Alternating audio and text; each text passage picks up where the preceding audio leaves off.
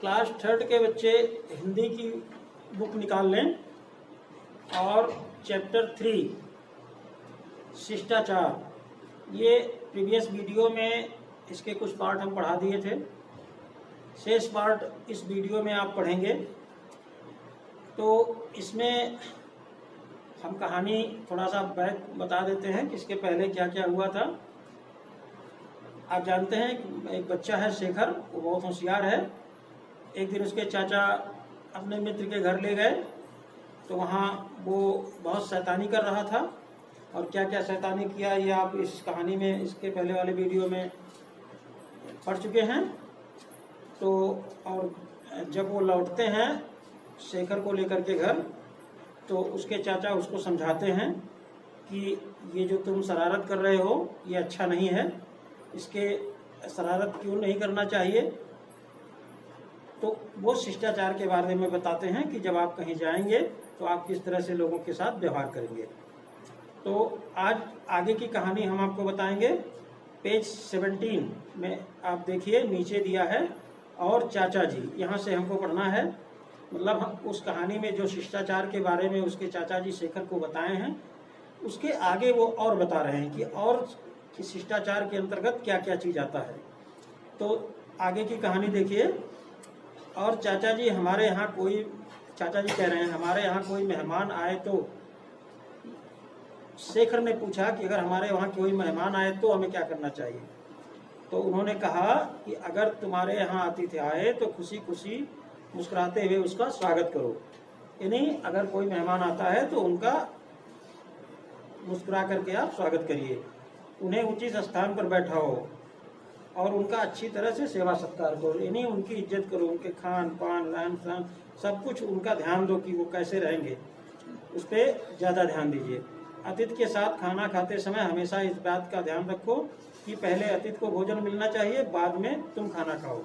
यानी अतिथि को पहले भोजन कराना चाहिए और खुद बाद में भोजन करना चाहिए। अतिथि से पहले भोजन करना अशिष्टता के अंतर्गत आता है। यानी अगर आपके घर कोई अतिथि आ गया है, पहले उनको भोजन कराइए, फिर आप भोजन करिए। पहले अगर आप भोजन करेंगे तो ये अशिष्टता का व्यवहार माना जाता है, ये अशिष्टता मानी जाती है। जब भी तुम दूसरे के यहाँ जाओ तब पहले दरवाजे पर लगी घंटी बजाओ और घर के लोगों के द्वारा अंदर बुलाने पर ही प्रवेश करो। देखिए ये भी एक शिष्टाचार के अंतर्गत आता है कि आप किसी के वहाँ जाते हैं तो पहले नॉक करिए, दरवाज़ा खटखटाइए या घंटी बजाइए, और जब वो कहें कि आप अंदर आइए तब आप अंदर प्रवेश करें। और जब किसी के घर आप जाएं, अंदर प्रवेश करें, वहाँ कोई भी ऐसा कार्य मत करो जो दूसरों को बुरा लगे।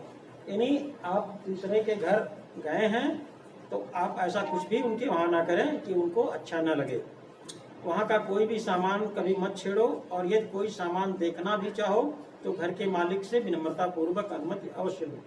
मतलब कहने का यह है कि उनके घर जो भी वस्तुएं हैं, जो टीवी है या अन्य कोई चीज़ है, कोई फोटो है, कुछ भी मत छुओ। और अगर कुछ ज़रूरत है तो बगैर पूछे किसी भी वस्तु का प्रयोग मत करो। अगर तुम किसी से कोई वस्तु लो तो उसे समय पर लौटाना कभी मत भूलो। यानी अगर आप किसी से कोई चीज़ लेते हैं उसको समय पर लौटा दीजिए। अब क्या वो शेखर कह रहा है, हाँ चाचा जी ये सारी बातें मैं हमेशा ध्यान में रखूंगा। क्या शिष्टाचार से जुड़ी और भी बातें हैं, शेखर ने पूछा। तो शेखर ने कहा कि ये सारी चीज़ें जो आपने हमें बताई हैं ये मैं ध्यान रखूंगा। क्या इसके अलावा शिष्टाचार के अंतर्गत कुछ और भी बातें आती हैं? तब चाचा जी ने क्या बोले, हाँ कुछ और भी ज़रूरी बातें हैं जिनका हमें ध्यान रखना चाहिए। वो क्या क्या बातें हैं कि जैसे अगर कभी तुम्हें मंदिर, मस्जिद, गुरुद्वारा, गिरजाघर आदि धार्मिक स्थलों पर जाना पड़े तो वहाँ के नियमों का पालन करना चाहिए। मतलब अगर आप कहीं किसी देव मंदिर में या मस्जिद में या किसी भी धर्म के पवित्र स्थान पे आप जाते हैं तो वहाँ जो भी नियम बने हैं उसका पालन करना चाहिए। मतलब आपको जूते चप्पल ये पहन के नहीं जाना चाहिए, स्नान करके जाना चाहिए, हमेशा वहाँ शालीनता से रहना चाहिए। तो सभी धार्मिक स्थानों के नियमों का पालन कर हम उन धर्मों के प्रति आदर व्यक्त करते हैं, क्योंकि अगर आप ऐसा नहीं करेंगे तो किसी न किसी धर्म के प्रति आप दुर्व्यवहार कर रहे हैं। हमेशा ध्यान रखो कि किसी की धार्मिक भावना को ठेस ना पहुंचे, ये बहुत इंपॉर्टेंस है। किसी की धार्मिक भावना को ठेस नहीं पहुंचाना चाहिए। आगे कह रहे हैं कि राष्ट्रीय पर्वों के बारे में तुम जानते ही हो। राष्ट्रीय पर्व के बारे में आप भी जानते हैं, बहुत से पर्व राष्ट्रीय पर्व हैं, आगे हम आपको बता रहे हैं।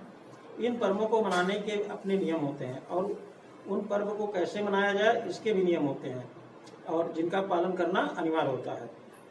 जैसे आप 26 जनवरी को आते हैं गणतंत्र दिवस मनाने, 15 अगस्त 15 अगस्त को आप आते हैं स्वतंत्रता दिवस मनाने। तो क्या होता है, जब भी राष्ट्रगान गाया जाता है तो सावधान की मुद्रा में आप खड़े हो जाते हैं। ये भी एक शिष्टाचार है, राष्ट्रीय पर्व है, राष्ट्रीय पर्व को मनाने का ये भी एक तरीका है। तो जो बच्चे शिष्टाचार के नियमों का पालन करते हैं वे शिष्ट कहलाते हैं, और ऐसे बच्चे जो शिष्ट होते हैं उन्हें सभी प्यार करते हैं, क्योंकि शिष्ट जो बच्चे होते हैं वो सभी को अच्छे लगते हैं। इसलिए शिष्ट बच्चा बनना चाहिए, अशिष्ट नहीं। अब क्या कह रहा है शेखर जी? चाचा जी, अब मैं इन सभी बातों का ध्यान रखूंगा और एक शिष्ट बच्चा बनकर दिखाऊंगा, क्योंकि उसने शैतानी बहुत की थी। लेकिन जब चाचा जी ने उसे अच्छी तरह से समझाया, शिष्टाचार के बारे में बताया, तो वो कहा कि उसके समझ में आ गया। तब वो कहा कि इन सभी बातों का हम ध्यान रखेंगे और एक शिष्ट बच्चा बनकर दिखाएंगे। शेखर ने बहुत उत्साह से कहा। उसकी ऐसी बातें सुनकर चाचा जी बहुत खुश हुए। कौन नहीं खुश होगा?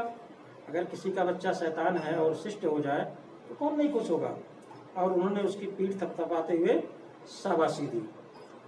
तो इस कहानी से यही शिक्षा मिलती है कि अपने अंदर जो भी शरारत है, जो भी कमियां हैं, जो आप करते हैं तो दूसरों को बुरा लगता है, उनको त्यागिए और अपने परिवार में के माध्यम से, अपने गुरु के माध्यम से, अपने बड़े लोगों के माध्यम से अच्छे शिष्टाचार सीखिए, और तब आप सभी के प्यारे होंगे और आप